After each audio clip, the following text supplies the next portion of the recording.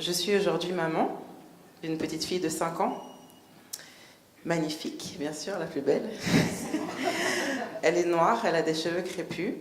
Elle avait 4 ans et demi. À l'issue de son cours de danse, elle enlève le tutu, elle se déshabille à côté de ses amies danseuses. Une camarade blanche qui lui dit « Oh, Ayeli, mais c'est vraiment pas joli ta peau. J'aimerais pas avoir ta peau, elle est noire, c'est pas joli, la mienne est plus jolie, c'est blanc, c'est beau. » Qu'est-ce qu'on est obligé de se dire? On explique aux enfants qu'il faut pas faire attention.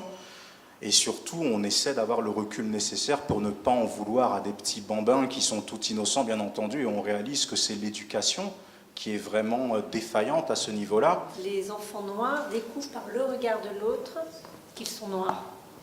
Et ça, c'est une expérience, à mon avis, telle que vous le racontez, c'est fondateur de quelque chose. Alors effectivement, d'une expérience d'altérité radicale, mais d'altérité négative finalement. Mais je ne pense pas qu'on puisse mesurer ce que sont les blessures et les blessures de l'enfance qui se construisent effectivement par des propos racistes. Moi, je viens d'une société, je vous disais que je suis antillaise. Alors, je l'assume totalement. C'est une société qui a été fabriquée dans le racisme et qui elle-même a reproduit, bien évidemment, une hiérarchie de couleur de peau.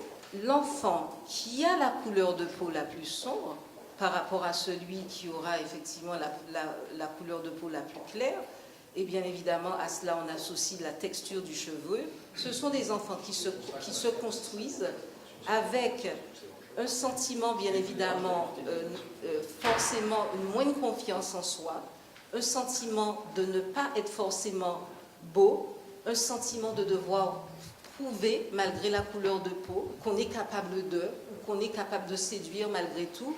Et la tête, elle est une tête narcissique, c'est-à-dire qu'on a du mal à être soi. Mon aîné est rentré l'année dernière de l'école en me disant « Maman, j'aime pas les noirs. » Ok, bon, d'accord, pourquoi? Il me dit parce que c'est pas joli. Je lui dis mais qui est-ce que tu connais qui est noir? Papa, il est noir pour toi? Il dit non, papa, il est marron. Moi, je suis assez persuadée que nos enfants ne naissent pas tolérants en fait. On les éduque pour qu'ils le deviennent. Foncièrement, les enfants sont cruels entre eux. Et donc, on a une responsabilité en tant que parents de leur expliquer qu'on juge les gens sur leurs actes, sur ce qu'ils font, sur leur personne et non pas sur l'extérieur.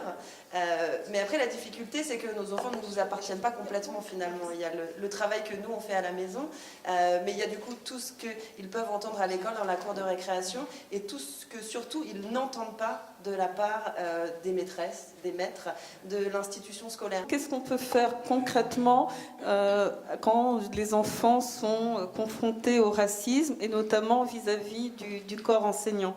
Le racisme a une histoire, il faut raconter aux enfants d'où ça vient, leur raconter ce qu'étaient les sociétés coloniales, etc., etc., leur expliquer les enjeux. On veut enlever le mot race de la Constitution. Il a été enlevé. Qu'est-ce que ça veut dire? Ça veut dire que la race n'existe pas. Si on l'enlève, c'est qu'elle n'existe pas.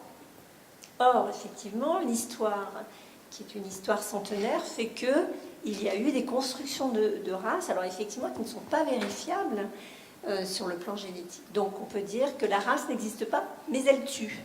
C'est une réalité, c'est-à-dire qu'elle peut tuer. Le racisme peut tuer.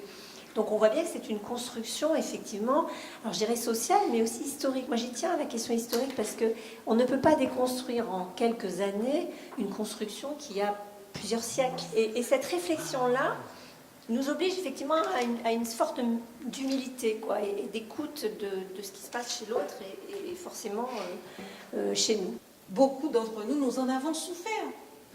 Il ne faut pas se le cacher. Si on n'est pas au clair avec sa négritude, si on ne sait pas les douleurs qu'on a passées autour de cette négritude, si on n'est pas bien dans sa négritude, comment voulez-vous que vos enfants le soient? On a besoin de mouvements noirs, esthétiques. Je dis esthétiques. Qui dit que nous sommes beaux?